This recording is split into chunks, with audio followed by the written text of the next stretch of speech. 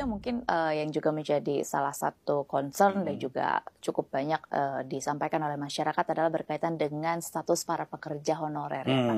Mungkin boleh dijelaskan gambarannya mengenai kesiapan pemberian NIP kepada para pekerja honorer. Ya. Kemarin itu honorer itu THK 2, ini siswa-siswa yang dulu ya itu tergabung dalam tenaga non ASN yang harus kita selesaikan kemarin di Desember 2024 ya. Dan itu sudah kita jalankan semuanya gitu ya. Baik yang masuk dalam database BKN khususnya yang diutamakan dan juga yang masuk ke dalam kriteria mereka sudah 2 tahun bekerja. Jadi kita akomodasi juga. Nah, kenapa itu kita akomodasi? Karena kita ingin memberikan kesempatan juga kepada teman-teman itu selain yang database. Tapi yang prioritas itu adalah yang dalam database BKN kan gitu ya.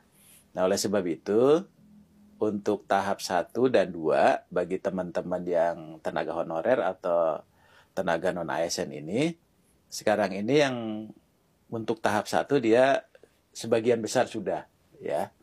Mungkin ada sudah 500 ribuan lah yang selesai itu data di BKN dari 800 ribuan yang mengikuti seleksi.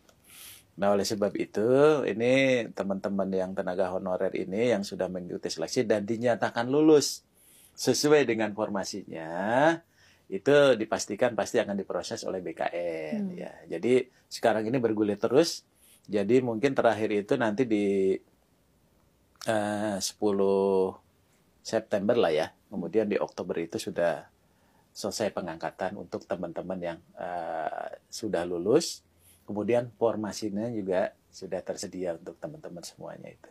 Oke, mungkin boleh dijelaskan sedikit Pak latar belakang berkaitan dengan penetapan kriteria dan juga syarat yang memang perlu dipenuhi oleh para pekerja honorer untuk bisa menjadi P3K paruh waktu. Oh gitu. Jadi sebetulnya skenario ini adalah memang dari awal kan prinsipnya tidak boleh ada pemberhentian ya, pemberhentian. Jadi bagi mereka yang bekerja itu diapresiasi. Tapi rupanya Mbak dalam perjalanannya itu rupanya banyak kendala juga. Ya, salah satunya adalah kendalanya adalah kemampuan anggaran yang dimiliki oleh Pemda. Kemudian juga ada undang-undang HKPD, Hubungan Keuangan Pusat Daerah, yang membatasi itu belanja pegawai itu 30% gitu ya. Jadi ini jadi kendala. Yang ketiga adalah kendalanya itu adalah usulan formasi yang terbatas antara tenaga honorer dengan formasi yang diusulkan ke Kemenpan RB. Nah, oleh sebab itu, bagi mereka yang tadi sudah mendaftar dan ikut seleksi, rumusannya gitu. Jadi seleksi doang nggak daftar nggak bisa. Daftar tapi nggak ikut seleksi. Mendaftar dan ikut seleksi dan masuk ke dalam gerbong database BKN gitu ya. Kemudian formasinya tepat, maka dia diangkat menjadi P3K. Istilah P3K paruh waktu itu kita bangun karena tadi untuk memberikan ruang mereka yang udah ikut seleksi tetap bisa jadi P3K dengan penghasilan yang dibayar mereka dapatkan selama ini.